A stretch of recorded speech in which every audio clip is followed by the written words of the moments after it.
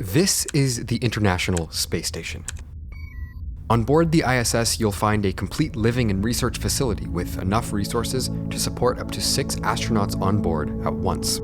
The station hovers just above Earth's atmosphere at an average altitude of 248 miles. The ISS circles the globe once every 90 minutes at a speed of around 17,500 miles per hour, or 420,000 miles per day, almost enough distance to travel from the Earth to the Moon and back. But it isn't the only type of satellite you're going to find in space. Near space is riddled with a wide variety of orbital communication tools such as remote sensing satellites, navigation satellites, global positioning satellites, radio communication satellites, and more.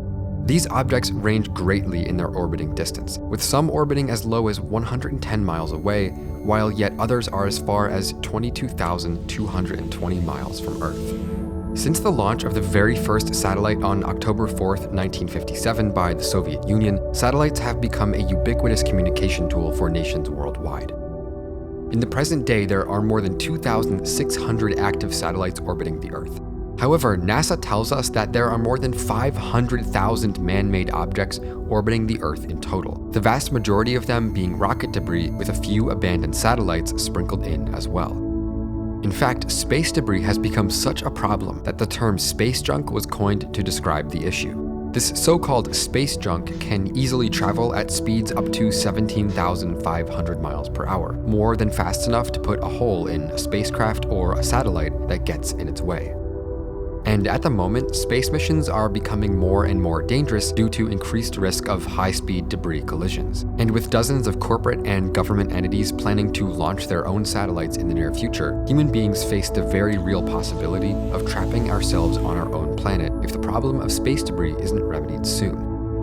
So why are tech giants such as Facebook, Amazon, Tesla, and others investing so heavily into the already figuratively and literally crowded space industry with a huge looming issue on the horizon and no clear answer in sight? We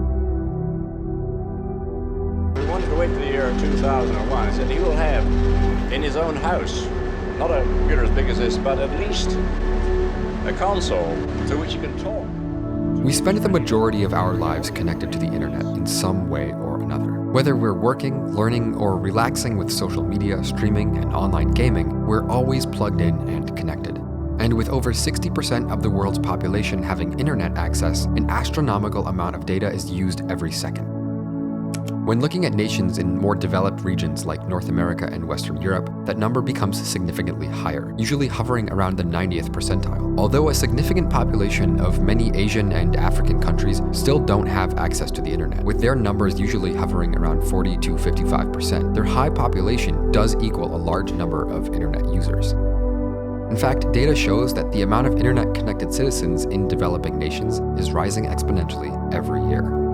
These numbers point to a not-so-distant future where the majority of the world is connected online. But even in this ever more connected world, there still remains a significant number of people living in areas such as small rural towns in the US, where readily available, reliable, and affordable internet connections remain hard to find. Due to a variety of factors such as location, logistics, financial implications, and regulations, areas like these may remain without widespread internet access for the foreseeable future without a shift in political will. Assuming there are no pre-existing fiber optic cables or radio connections available, there remains the relatively expensive alternative of satellite communication. Usually these are geostationary satellites positioned above the Earth's surface at an altitude of 21,000 miles or more. At this distance, there's a significant latency penalty. Between the time the signal is initially sent to the satellite, sent back and received by Earth's ground stations via fiber optic connections, the total delay can be a full second long.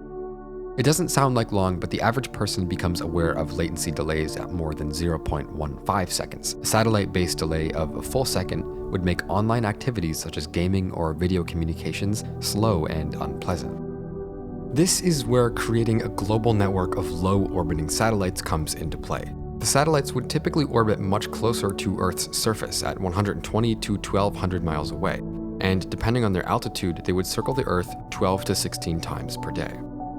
Due to their quick and low orbits, these LEO satellites have a small footprint, which in turn requires a lot of satellites for complete global network coverage. And although recent big tech company proposals to create a high-speed, low-orbit network of satellites may seem futuristic, this isn't the first time such an idea has been floated. In 1998, the first satellite telecommunication service was launched by a company called Iridium Consortium. The goal at the time was to launch a network of 77 satellites that would orbit the Earth and provide widespread, fast, low-latency internet connections. But within just 9 months of operation, Iridium went bankrupt and a total of $5 billion had been lost.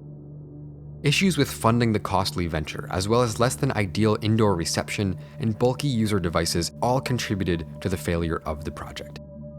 Iridium has since restarted their program, strictly providing telecommunications services in remote places for the business market, such as oil, aviation, and defense industries, a much smaller and relatively niche market than originally intended when the project was first conceived.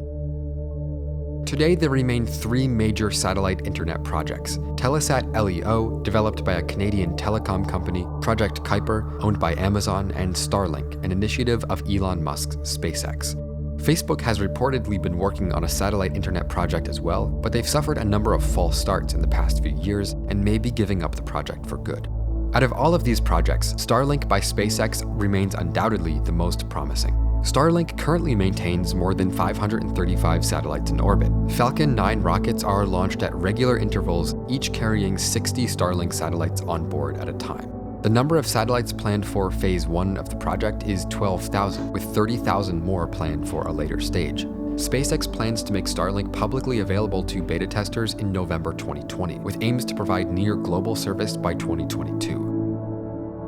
For all parties involved, there are at least 3 major issues looming on the horizon that must be solved before satellite internet can truly become a viable alternative to more traditional fiber and copper connections. The first issue is the cost of ground reception equipment. Because each satellite can only be seen on a limited surface for a limited time, the antenna and the reception and transmitting equipment must be able to track the satellite flying overhead at between 4,350 to 4,970 miles per second. This is quite a technical feat and could make reception equipment very expensive. The estimated cost of an at-home receiver is thought to be around $1,000 per device, but the goal remains to reduce the price to something more affordable for the global end user. The second issue is fierce opposition from the astronomical community, particularly against SpaceX. You see, sun reflections from these satellites disrupt scientific observation with terrestrial telescopes. As such, SpaceX has been making a strong effort to reduce this issue by changing the position of the various components of the satellite and adding light-absorbing coatings. But the latter can only be a limited solution because dark paint will cause the satellite to heat up too much. This means more equipment will be needed for cooling, which needs more energy, and that needs more solar panels. More solar panels increase reflection, and it quickly becomes a vicious cycle. The last and arguably most pressing issue is that of space junk. The number of satellite network projects in the works today will greatly increase the amount of man-made objects in space, contributing to a greater risk of collisions between space debris and satellites and rockets. It is therefore necessary to plan what should be done with the satellites if they are no longer active. The most feasible proposed method is that after its active life, a satellite is reduced to a lower altitude, causing it to encounter resistance while re-entering Earth's atmosphere, eventually heating up enough to disintegrate during its fall. In May of 2020, debris from what is believed to be a Russian rocket re-entering Earth's atmosphere created a light show across the early night sky in parts of Victoria, Australia. Despite the challenges, substantial gains stand to be made by tapping into previously restricted markets or even competing with already established yet neglected markets. After looking at all of the developments focused on creating a responsive, affordable, and reliable global network of internet satellites, it's clear that there remains a lot of work to be done. With major looming issues on the technical, financial, regulatory, and environmental side, there will need to be solutions put in place before we can see this groundbreaking innovation come to life.